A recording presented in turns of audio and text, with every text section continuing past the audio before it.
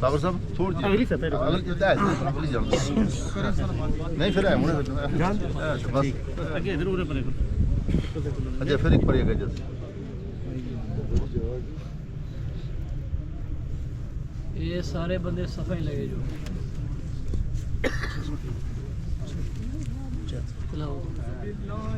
الشيطان الرجيم بسم الله الرحمن الرحيم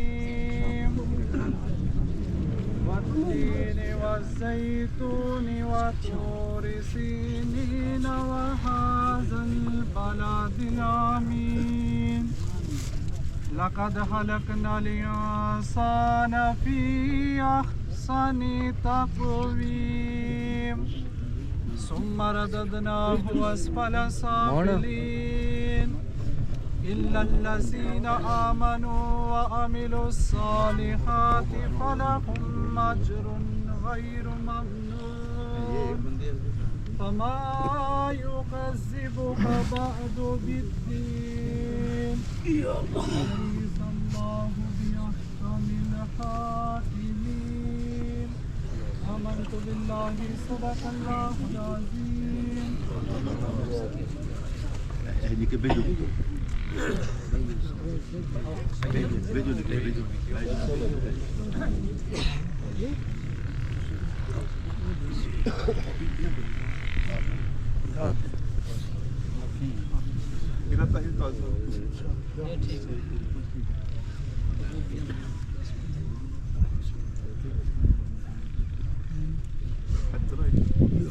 بڑے بڑے لوگ یہ مولانا بڑے بڑے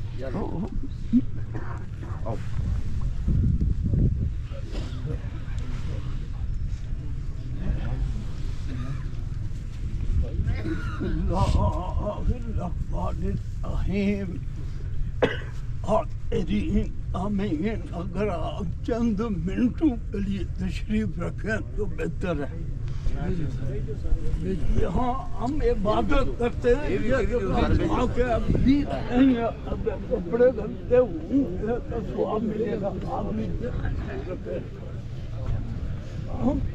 میں نے آپ کے سامنے 2 اور 3 مسئلے جو ہمارے لیے بہتر ہیں فائدے مند ہیں ان سے اللہ کا رسول راضی ہوتا ہے اب پہلی بات یہ ہے کہ یہ مہینہ رمضان المبارک کا ہے اس رمضان المبارک کے مہینے میں اس کو 3 حصوں میں تقسیم کیا گیا ہے اس کا پہلا حصہ رحمت ہے اور دوسرا عشرہ یہ بھی بخشش کا ہے اور جو تیسرا آخری عشرہ ہے وہ عتقم من النار وہ اللہ اپنے بندوں کو جہنم سے آزاد فرماتا ہے پہلے 10 دنوں کے اندر صبح شام ہر وقت اللہ کی طرف سے رحمت کا نزول ہوتا ہے اور اس کو عشرۂ رحمت کہا جاتا ہے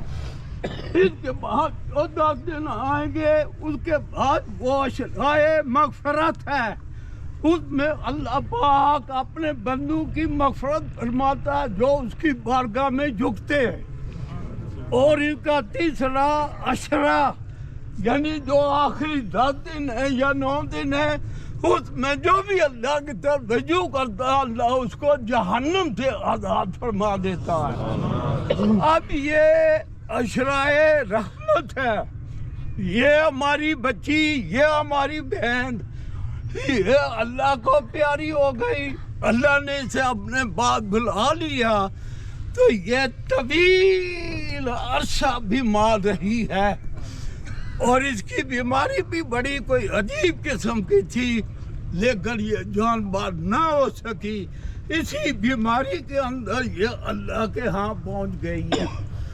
اللہ کے بھی فرماتے ہیں کہ بیماری کی وجہ سے جو میرا امتی فوت ہوگا اللہ اس کو شہادت کا مقام عطا فرماتا.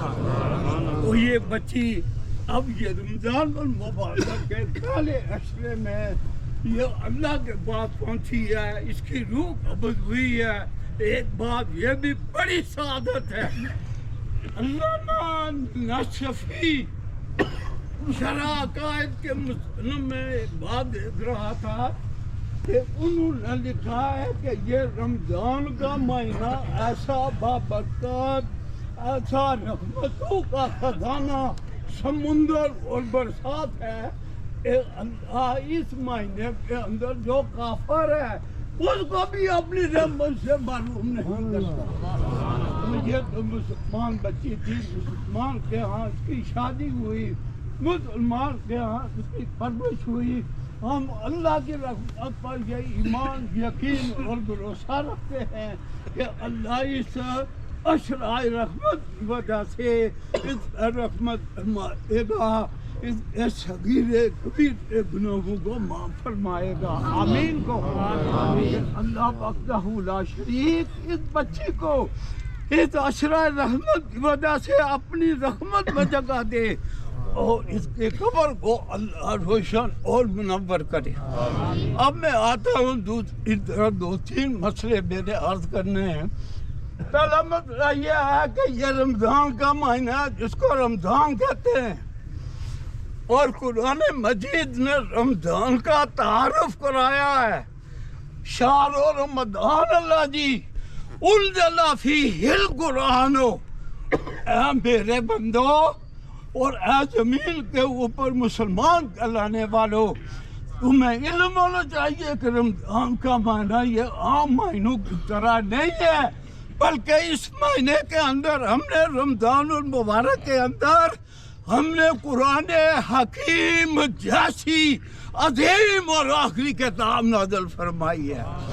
تو معلوم کیا ہوا کہ جس طرح قرآن کی ثانی کوئی کتاب نہیں ہے, اسی طرح رمضان کے مہینے جیسا کوئی مہینہ نہیں ہے. اس مہینے کی خاصیت خوبی کیا ہے؟ اس کی خوبی یہ ہے کہ اللہ کے حبیب ارشاد فرماتے ہیں, مشکات کے اندر یہ حدیث موجود ہے, اللہ کے حبیب نے فرمایا کہ جو میرا امتی سننا ہے, اس پہ عمل کرنا ہے اور اس کو اپنے دل میں رکھنا ہے, ایک کان سے سن کر دوسرے کان سے پار نہیں کرنا. اللہ کے حبیب نے فرمایا کہ جو میرا امتی اس مہینے کے اندر ایک نفل پڑے گا, اللہ اس کو نفل کا نہیں, اس کو فرض کا ثواب عطا فرمائے گا. فرض کا ثواب کتنا ہے یہ اس پڑھنے والے پر موقوف ہے اور یہ اس دینے والے پر موقوف ہے. فرض کا ثواب ہے کہ اگر ایک فرض پڑے گا عام مہینوں کے اندر تو اس کو 10 فرضوں کا ثواب ملے گا. یہ بھی نہیں بلکہ اس کو 70 فرضوں کا ثواب ملے گا.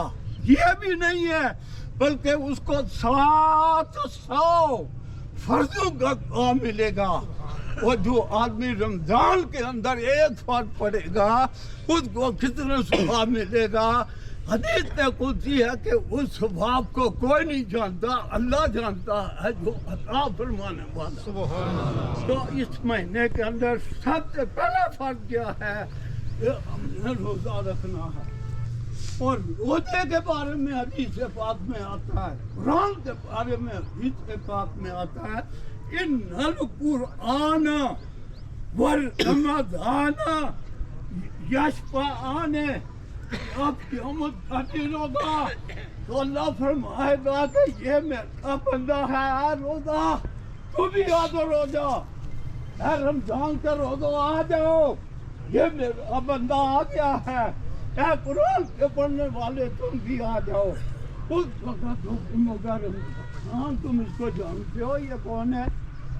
اگر تمہیں روزے رکھے ہوں گے تو وہ کہے گا کہ یہ رمضان ہے، رمضان کہے گا کہ یہ مجھے رکھا کرتا تھا۔ قرآن بھی سامنے آئے گا، اے میرے قرآن سامنے آ، قرآن سامنے آئے گا اور قرآن پڑھنے والے کو بلایا جائے گا، آج قرآن کو پہچان، تو قرآن کو پہچانتا ہے یا کہ نہیں؟ تو جو قرآن پڑھنے والا جب وہ قرآن حکیم کو دیکھے گا، ان کی پیشانی پہ لکھا ہوگا قرآن، تو وہ کہے گا اللہ یہ تیری پاک کلام تھی، میں اس کو پڑھتا رہا ہوں اور میں رات کو جا کر میں پڑھتا رہا ہوں، اس قرآن سے پوچھ لے۔ اللہ قرآن سے پوچھے گا قرآن بتا کہ یہ آدمی سچ کہتا ہے کیا یہ تجھے پڑھا کرتا تھا؟ تو وہ قرآن کہے گا ہاں یہ مجھے پڑھا کرتا تھا۔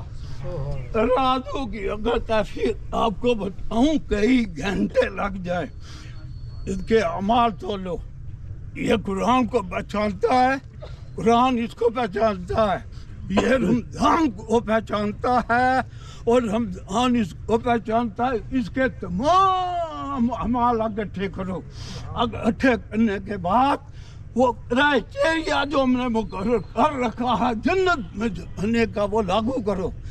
اتفاق ایسا ہوگا کہ دونوں کے ان کے پاس اتنی نیکیاں نہیں ہوں گی کہ جس کی وجہ سے وہ جنت میں جا سکے۔ حکم ہوگا کہ اس کی نیکیاں پوری نہیں ہیں، اس نے قرآن پڑھا، روزہ رکھا، سب کچھ کیا ہے، لیکن جو مطلوبہ کرائٹیریا کے مطابق اس کی نیکیاں نہیں ہیں، اس کو جہنم میں لے جاؤ۔ سامعین توجہ، کھڑے یہاں ہیں، دماغ اور خیال پتہ نہیں کہاں ہے، غور سے سنیے، یہ برادری کام نہیں آئے گی، یہ آپ کے بڑے بڑے محلات اور پلازے کام نہیں آئیں گے، اور یہ آپ کے بڑے بڑے وزیر و مشیر و پریزیڈنٹ و صدر یہ کام نہیں آئیں گے۔ حکم ہوگا اس کو جہنم میں لے جاؤ۔ اب قرآن ہے، نوری شکل میں کھڑا ہے، رمضان ہے، نوری شکل کے اندر کھڑا ہے، وہ کہے گا یا اللہ اس کو جہنم میں جانے کا حکم ہو رہا ہے، اللہ میں جانے کی اس کی نہیں ہے، اس کو جہنم میں لے جاؤ۔ سامنے ایک توجہ، دو حدیث میں نے آپ کے سامنے پڑھی ہے مشکات میں، ان القرآن، قرآن اس آدمی کی راہ میں کھڑا ہو جائے گا، اس سے لپٹ جائے گا، میں تجھے نہیں جانے دوں گا۔ رمضان کا روزہ روزہ سے لپٹ جائے گا اور کہے گا میں تجھے نہیں جانے دوں گا۔ اب جب وہ نہیں چھوڑے گا، اللہ فرمائے گا کہ اس کے حکم کو جہنم میں جانے کا ہے، تو رمضان کہے گا، قرآن کہے گا، تو پھر ہم بھی اسی کے ساتھ جائیں گے۔ دیکھو قرآن پڑھنے والوں تمہیں مبارک ہو، قرآن پڑھو لیکن قرآن کو سمجھو اور قرآن پر عمل کرو۔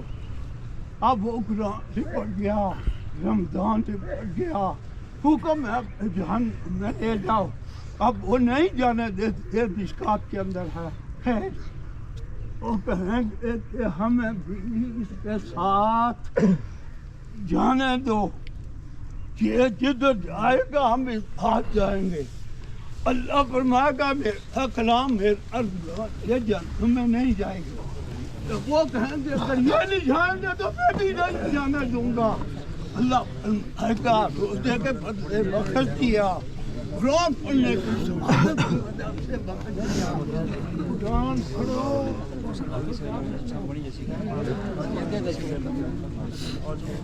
چرپائی کیا کریں؟ چارپائی کیا کر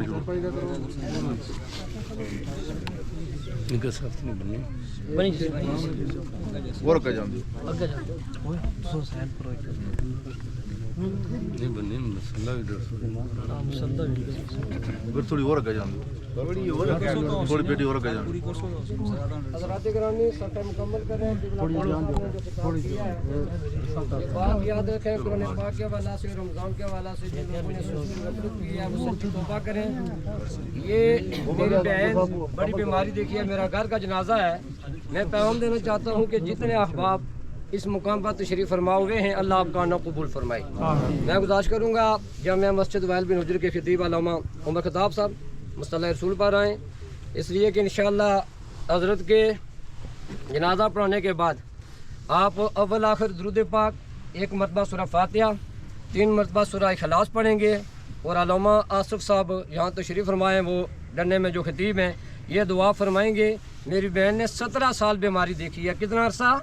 17 سال، اور رمضان میں بزرگوں کی قیادت میں نے وقت گزارا یہاں، انہوں نے بھی بڑی خدمت کی ہے، بڑی جو ہے رہنمائی کی ہے۔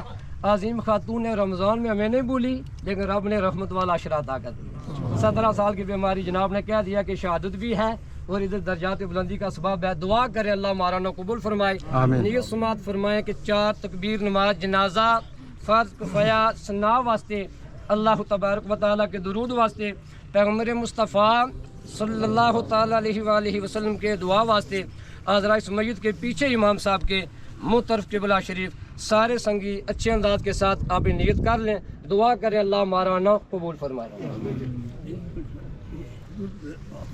شاید انہیں اجازت دیں میری طرف سے آپ کو جناب اپنا اجازت عطا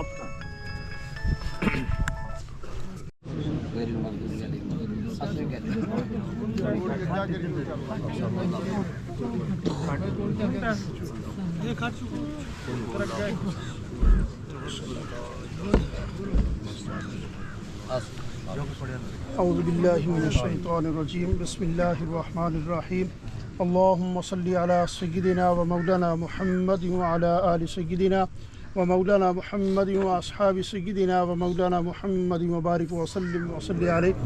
اللہم ربنا آتنا فی الدنیا حسنة وفی الآخرة حسنة وقنا عذاب النار، استغفر اللہ الذی لا الہ الا هو الحی القیوم واتوب الیہ واصلہ التوبہ۔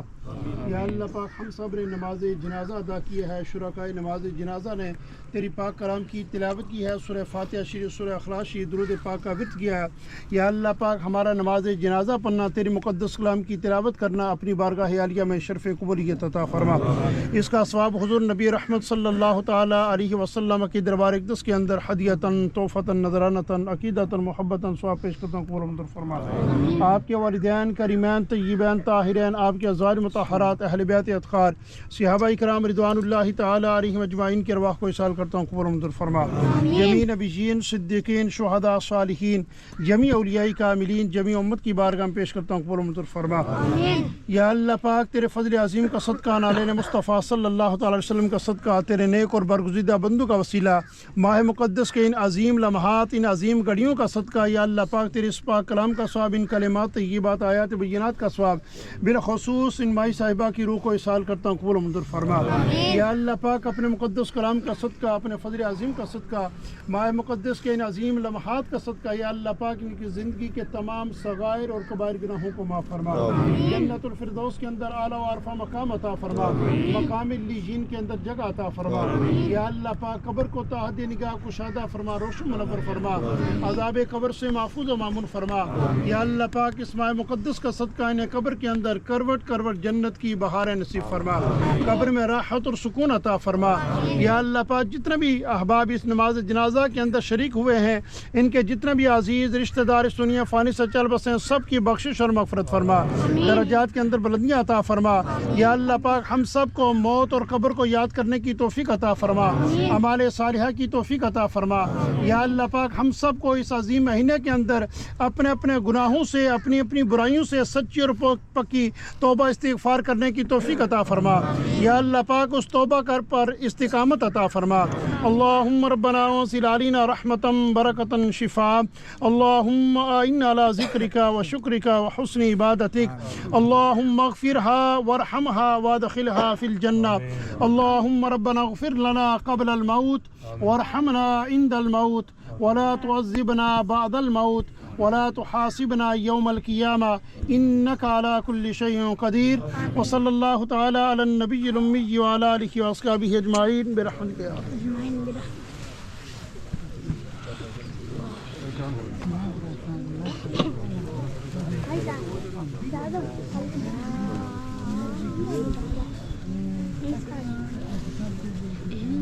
कर रहे जनाजा या जनाजा होगी तो उठो चारपाई जल्दी जाओ شکر جی हो जी ادھر ہو گیا ادھر ادھر ہو گیا